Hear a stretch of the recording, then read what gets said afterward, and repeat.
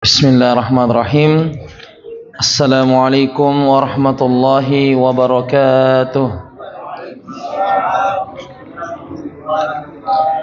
Alhamdulillahilladzi ja'ala syahra ramadhana sayyidash syuhur wa dha'afa fihi alhasanati wal ujur. Arsalan nabiyya sallallahu alaihi wasallam bil huda wan nur wa ala alihi wa ashabihi wa man tabi'ahum bi ihsanin ila yaumin nusyur.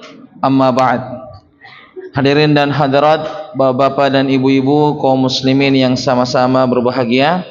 Alhamdulillah, di malam hari yang berbahagia ini, pada malam Selasa, pada malam yang keempat dari bulan suci Ramadan tahun 1446 Hijriah, dengan izin Allah subhanahu wa ta'ala dan taufiknya, kita bisa hadir untuk sama-sama melanjutkan kegiatan kita selama bulan suci Ramadan dalam kegiatan cerdas ceramah Ramadan berseri dalam tema Asmaul Husna, menyelami makna nama-nama Allah subhanahu wa ta'ala yang maha indah.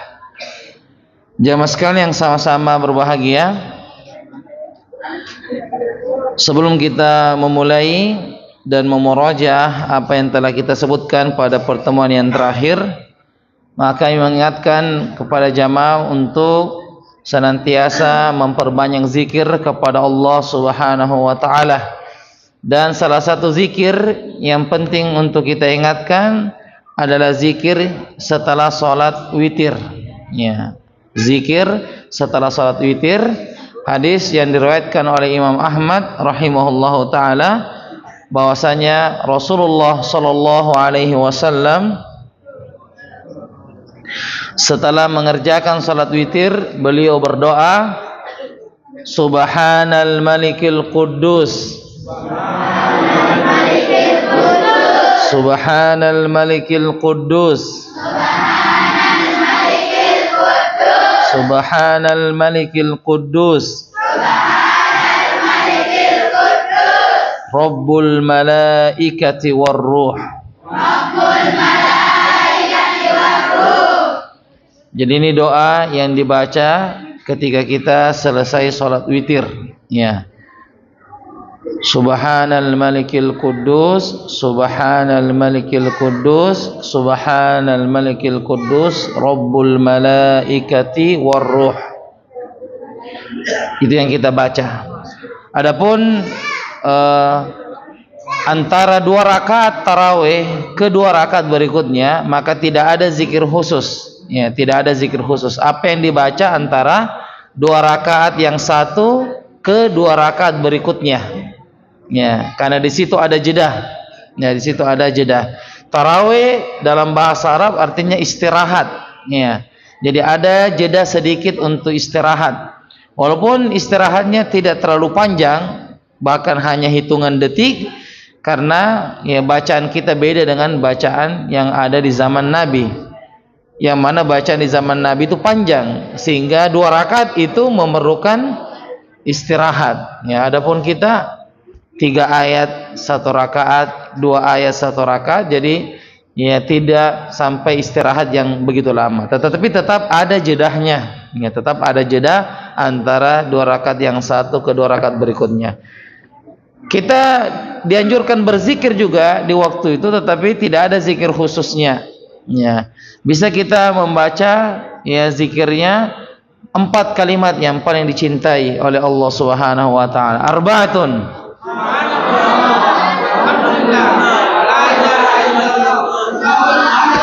Arba'atun,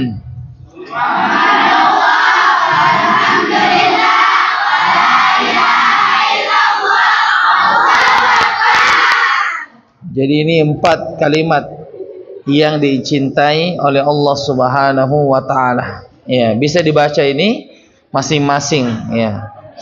Bisa ini dibaca masing-masing, ya. Kemudian juga zikir yang perlu kita ingatkan juga adalah sebelum salam.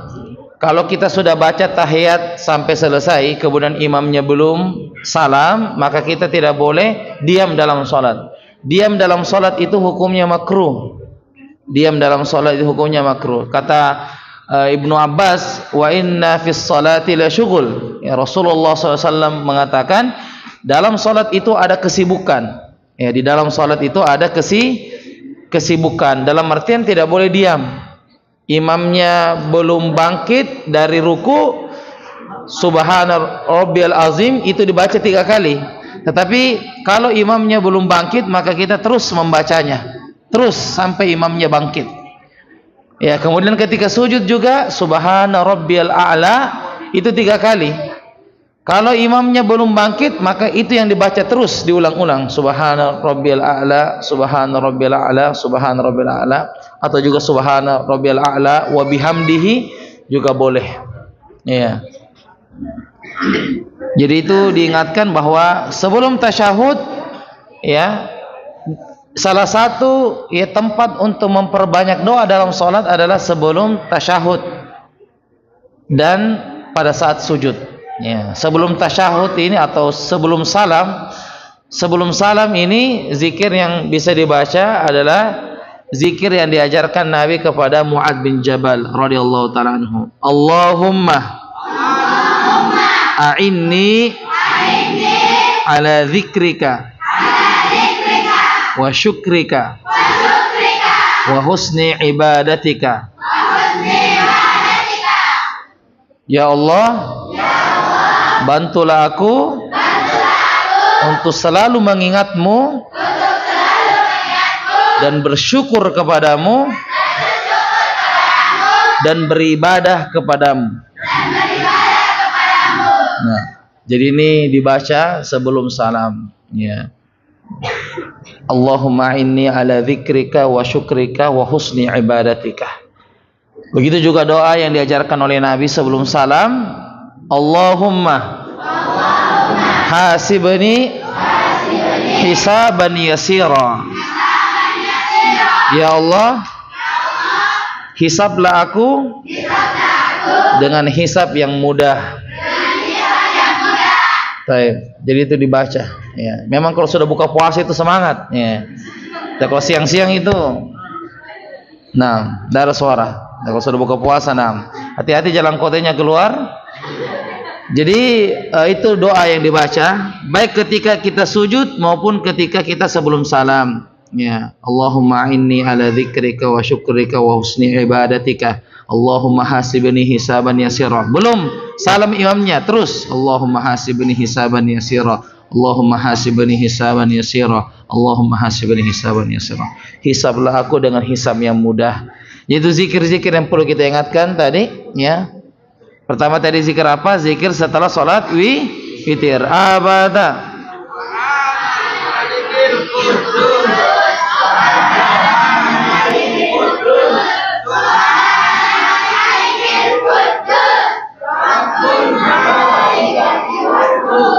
Ya, kemudian doa sebelum salam, ya, boleh sebelum salam dan juga boleh ketika sujud. Apalagi kalau imamnya belum bangkit, maka kita baca abada Allahumma a'inni dzikrika wa syukrika wa husni ibadatika.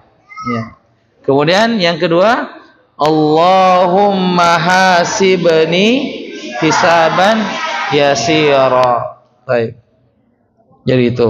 Nah, setelah kita tadi membaca witir, doa witir, ya bisa juga langsung disambung dengan dua ayat terakhir surah Al-Baqarah. Ya, karena di waktu malam bisa langsung disambung dengan dua ayat terakhir dari surah Al-Baqarah. Jadi kami mengingatkan bisa kita baca doa setelah witir, kemudian dilanjutkan dengan apa tadi? Dua ayat terakhir dari surah Al-Baqarah, amanar rasulu sampai selesai. Ya, itu bisa dibaca itu karena di waktu malam. Kalau zikir tadi yang salah-salah 2 rakaat apa yang bisa dibaca? Subhanallah walhamdulillah wala ilaha illallah wallahu. Itu bisa dibaca kapan? Antara 2 rakaat ke 2 rakaat berikutnya. Ya, bisa dibaca antara 2 rakaat yang satu ke 2 rakaat berikutnya. Apa tadi yang dibaca? Subhanallah walhamdulillah wala ilaha illallah wallahu akbar. Jadi memperbanyak zikir, ya. Memperbanyak zikir kepada Allah Subhanahu wa taala ketika kita beribadah. Intinya dalam salat sebagaimana kata Nabi tadi bahwa dalam salat itu ada kesibukan. Ya, di dalam salat itu ada kesibukan. Sibuk apa? Sibuk berzikir. Maka ulangilah zikir yang kita sudah sebutkan tadi. Ya, sambil menunggu imam diulangi terus sampai imamnya bangkit. Nah, jamaah sekalian yang sama-sama berbahagia, pada pertemuan kita yang terakhir telah kita sebutkan 2 Asmaul Husna, yaitu apa yang pertama tadi? Allah Subhanahu wa taala. Artinya apa? Yang maha diibadahi. Dan yang kedua apa? Al-Ilah. Al-Ilah yang maha diibadahi. Kemudian telah kita sebutkan bahwa Al-Ilah itu berapa kali disebutkan di dalam Al-Quran? 28 kali. Kalau Allah 1750 kali. Ya, ini yang paling banyak. Nama yang paling banyak di dalam Al-Quran, nama Allah. Berapa itu? 1750 kali. 1750 kali nama Allah Subhanahu wa taala disebut. Dan telah kita sebutkan bahwa induk daripada nama-nama Allah itu kembali kepada Allah, ya. Dan ini adalah nama Allah yang tidak boleh digunakan, ya. Dan ketika kita membaca doa, kita mengucapkan bismillah dengan menyebut nama Allah, yaitu semua nama-nama Allah, bukan hanya Ar-Rahman, bukan hanya Ar-Rahim, tapi semua nama-nama Allah. Bukan juga yang 99, karena kita tahu nama Allah itu lebih daripada 99 nama. Baik. Kemudian Al-Ilah, la ilaha illallah. Apa artinya? Tiada Tuhan yang berhak disembah dengan benar selain Allah Subhanahu wa taala. Tiada Tuhan yang berhak disembah dengan benar selain Allah Subhanahu wa taala. Siapa yang biasa baca ini doa la ilaha illallah?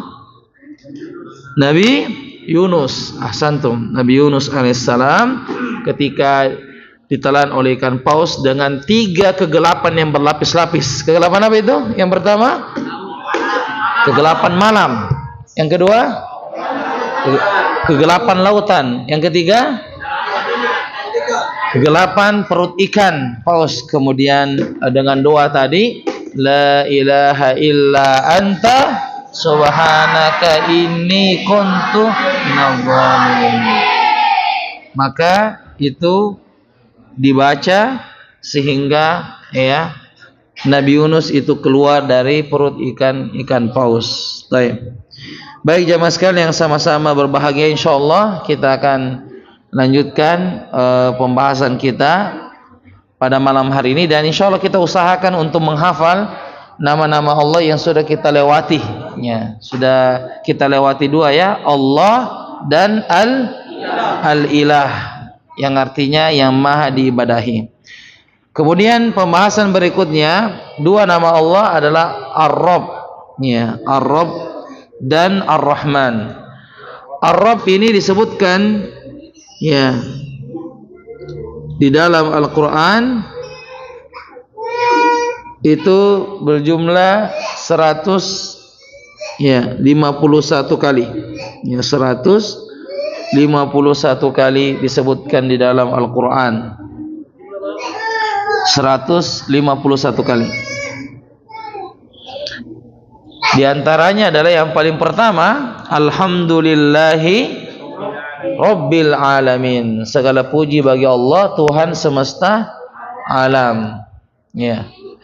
Dan makna Rabb di sini, ketika kita mengatakan Rabb, itu ada 3 maknanya. Ya, ada 3 makna Rabb. Makna yang pertama adalah al-khalqu, ya. Artinya menciptakan. Ya, Allah itu, Rabb itu artinya menciptakan, al-khalq. Kemudian yang kedua al-mulk, yaitu ya raja. Ya, yang kedua artinya al-mulk, yaitu raja. Yang ketiga at-tadbir. Ya, at-tadbir artinya yang maha mengatur. Ya, yang maha mengatur. Jadi ini tiga makna Rabb. Al-khalqu, yang menciptakan. Yang kedua al-mulk, yang maha menguasai atau raja, ya, bisa dikatakan maha menguasai atau raja. Dan yang ketiga at-tadbir, yaitu yang maha mengatur. Ya. Dan Rabbun juga bermakna tarbiyah. Ya, Rabbun juga bermakna tarbiyah, artinya mendidik. Ya, Allah itu yang mendidik kita atau memelihara kita. Ya. Rabb itu artinya mendidik dan juga memelihara kita. Kalau kita mau tadabburi kata Rabb ini, para jamaah sekalian, bahwa jika kita meyakini Allah itu adalah Rabb sebagai memelihara hambanya, mendidik hambanya, maka ketahuilah kita tidak perlu mencari orang untuk menjaga kita. Kita tidak perlu untuk mencari sesuatu yang memelihara kita, karena yang memelihara kita semuanya adalah Allah Subhanahu wa ta'ala. Kita harus yakini bahwa ketika kita keluar rumah, ingat kita punya Rabb, kita punya Tuhan yang memelihara hambanya. Maka jangan takut ketika keluar rumah, ya. Tidak boleh keluar rumah kalau tidak pakai jimatnya. Tidak boleh keluar rumah kalau tidak pakai tandrut tedongnya. Ya, harus ada tandrut tedongnya. Kalau tidak ada, tidak berani keluar, tidak berani safar, bahkan tidak berani ke laut. Ya, tidak berani ke laut, harus ada jimatnya. Maka kalau kita yakini Rabb itu adalah memelihara, maka kita meyakini bahwa setiap gerakan-gerakan kita itu ada Allah yang menjaga kita. Saya tanya mas sekalian, apakah kita yakin Allah menjaga kita? Yakin. Yakin atau tidak? Yakin. Barakallahu fiik. Ya. Sebentar malam ya, santri jam 2 jalan satu-satu ke belakang. Jalan satu-satu ke belakang situ kan Diawang. Satu-satu. Ya. 10 menit satu lagi yang pergi. 10 menit lewat satu lagi yang pergi. Allah menjaga kita. Nanti dilihat. Jadi kita harus meyakini bahwa Allah itu yang memelihara dan menjaga kita. Ya. Salah satu disebutkan dalam Al-Quran di surah Al-Mu'minun ayat ke-118. Ya, ini doa tentang Rabb. Ya, ada kata Rabbnya di surah Al-Mu'minun ayat 118, di mana Allah Subhanahu wa taala berfirman, "Rabbighfir warham wa anta khairur rahimin." Ya. Bisa diikuti, Rabbighfir warham wa anta khairur rahimin. Ya. Diulangi lagi, Rabbighfir warham wa anta khairur rahimin. Apa artinya Rabbighfir? Ya Allah, ampunilah aku. Warham, dan sayangilah aku. Wa anta, dan engkau khairur rahimin, sebaik-baik penyayang. Ya.